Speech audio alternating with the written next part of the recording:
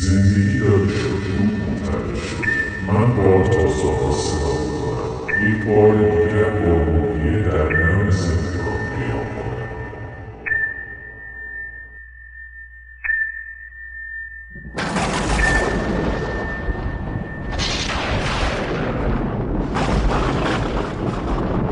من با تازه میبینم که شما با دقت درکشید یک مارمورد را به یک سایتی حاصل کنید که در این لحظه که من شما را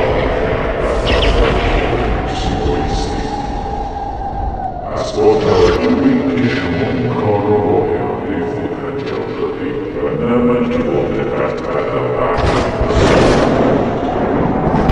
یک جمله ما را بفرمایید چه میخواهید.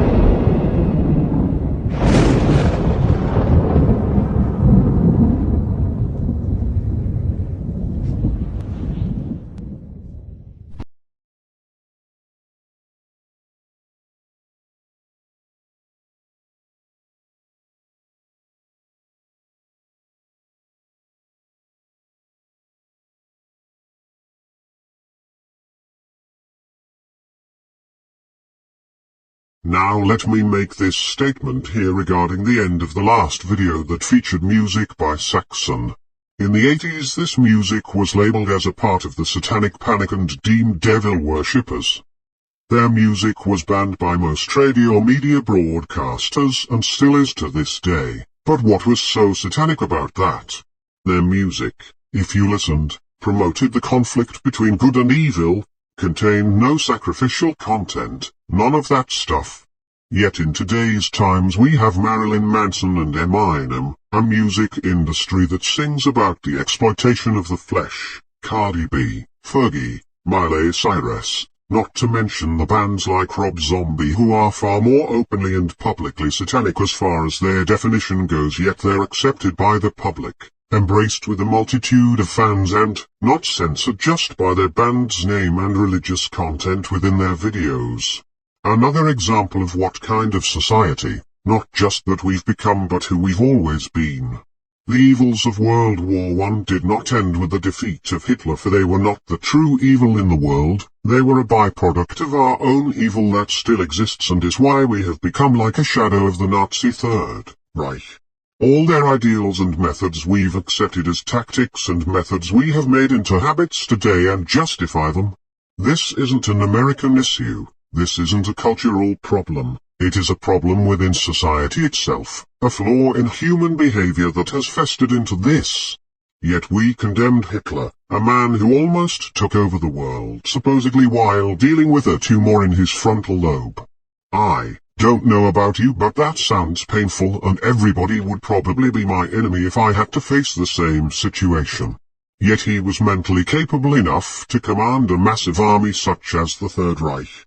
No, that man was a scapegoat, I think, that took the blame for another evil that rose and seized control over the world, and that is why I think the Nazi ideals survived. Our police uniforms are fashioned just like their uniforms were even. Take a moment to stop and look. They tried to censor and block my video on this, so I will just keep speaking on it until my message is heard. If you don't like it, well, I'll give you the double middle finger as a response. How's that for a bee in your box? Okay, now to continue the story of the Apache Firebird. I'll pick up where I left off. The Firebird had just revealed himself and the story about where he came from.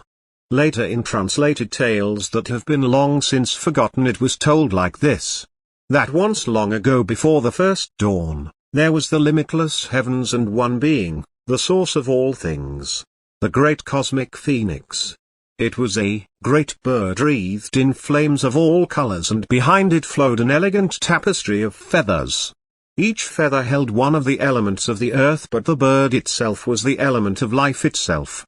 The phoenix flew up to the furthest reaches of the sky and burst into flames that consumed the bird in a bright radiant light.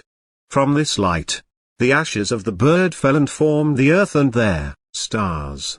The feathers however formed into a dozen or so smaller phoenix-like birds, each one was born with dominion over the element that it came from, and these birds had children that became the spirit guardians, and their children that became the gods, such as the lunar goddess and her sister who came here once long ago and decided to stay close to this fascinating world she found, and so she rested in the sky above us. But her two brothers came and took her sister back to return to her place in the sky, and the goddess Luna has watched over us ever since.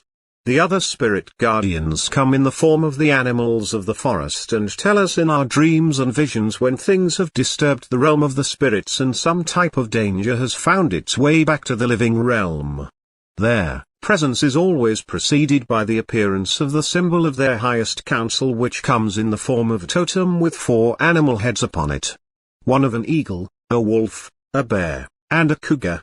There are many spirit guardians. Some of the most common is the Great Spirit, whom all the guardians pay their respect and give great honor to, who comes in the form usually as a great white bison or buffalo. Also there is another who appears as a great white stallion, but one usually only sees this spirit guardian when their time has come for them to journey to the spirit world.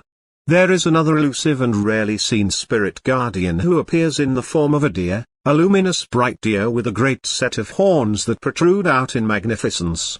Then there are other higher guardians who appear in visions as regular people like, but appear as great warriors of the past who have died, and they sit and speak with you around the campfire and tell you their message, usually of things to come, and task you with stopping a great catastrophe. Then there are the great birds of the skies who laid the stars above us. They usually never appear to us, but there have been a few occasions where both the Thunderbird and the Firebird descended down among us for a time. The great cosmic phoenix has not been seen since the dawn of time, and it is not expected to be seen again until the end, when the ashes of the great phoenix shall give life to it once again, and it shall begin its ascension into the heavens as before, and all things will begin anew. The tale of the Firebird continues with their Apache, and the rumors of this great bird who had come to watch over them had spread. The Comanche were a tribe of neighboring Native Americans who were seeking opportunities to ensure their people's survival. I must try and not portray this in a condescending manner, as there are still old feelings of resentment towards their people for all they did. So I apologize if this sounds that way, but there are reasons. The Comanche were always more aggressive and quick to lash out in violence and war with others. When they heard about this great bird, curiosity grew within their hearts, and then jealousy once they learned that it was true. They sent a party to come and investigate the claims of this bird, which the Apache hesitantly agreed to after consulting with their council elders. Hopes of peace and expanding their tribe's boundaries were on both tribes' minds, and the Firebird was their key to doing this. However, the Firebird refused to be used as a tool of war and simply ignored all their requests. Then the Comanche had decided to try and come in the night and take the Firebird for their own. The Firebird had perceived their intentions before this, however. The little girl who he had first met and befriended had a brother, a proud hunter but very arrogant and rebellious. He had much to learn about respecting life, for the Firebird could see that he had no respect for the animals he hunted. He enjoyed and took pride in hunting them. Seeing the coming conflict and wishing to teach this boy a lesson about respecting life so that he could finish his adolescence and become a man there, Firebird went out in spirit and led the boy on a chase through the forest for a wolf who had attacked his sister. He chased the wolf but lost his trail before realizing he himself had become lost. He prepared for a night, camped out there when the Firebird appeared to him in a vision in his sleep. He taught the boy how to navigate his way home through associating patterns of the stars with animals, and then told him of the Comanche attack that they were planning. He told him to warn his people, but the boy said they would not believe him.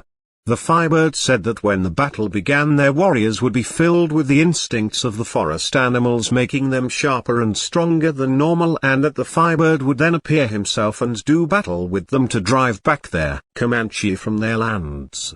The boy returned the next morning and told his elders what had happened, and as the Firebird said, they did not believe him, and many had come to believe the Firebird was more of a burden, and if the Comanche attacked as he said, then it was the Firebird who brought this omen upon them. The night of the attack the village was divided, some were prepared while some rested. The attack began at first silently, but the large wagon that had brought to carry the bird away gave them away, and the open conflict began from there. Suddenly the Apache say their warriors' eyes lit with a blazing fire as the power of the Firebird flowed through them, gifting them with the instincts of the wolf and the bear and the cougar and the eagle. Their archers' aim was precise, hitting targets at great distances, and their warriors fought with the ferocity of a wild grizzly bear that would take 5 men just to take down one of them.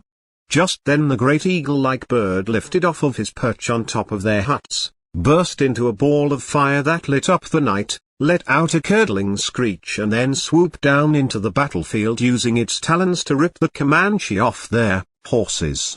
The Comanche suffered a heavy loss and begrudgingly went back to their tribe empty-handed as they swore revenge upon the Apache. This began a long-standing feud between the Apache and the Comanche that raged on for many years. However, the Firebird had shown now that it could fly again and intended on returning home to the Great Mountain, but swore once it had returned home it would be watching over their people, and whenever they needed it to just call out and it would come to aid them. It was then that the Apache had created their infamous war cry, and is the association of the animal-like tribal dance as they call upon the power of the Firebird to fill them with the instincts of the animal before they journey into battle, and why their warrior wear the 2 marks under their eyes, to signify the power their warriors felt that night when fighting against the Comanche. Unfortunately, however, this is the end of the Firebird in physical form. For those out there who are curious, I also remember what happened to the Firebird. His method of finding his way home had always been to follow the horizon's greatest standing mountain, whichever was the highest, was home. Yet there, Firebird had fallen far from his home, and the highest mountain was no longer the home he expected to be there. I eventually continued on to journey towards my home, at first refusing to in order to stay and help the Apache, but eventually I left and continued and returned to my unconscious body that this time had suffered a stroke while riding on the public transit. I woke up in the hospital hours later after going through all this. These are more of the memories I had during the time as the Firebird, but remembering this is taxing on my mind, so now I must rest and will get to the rest in an I kid you not, Gadget. He turns himself into a pickle. He calls himself Pickle Rick. Funniest shit I've ever seen.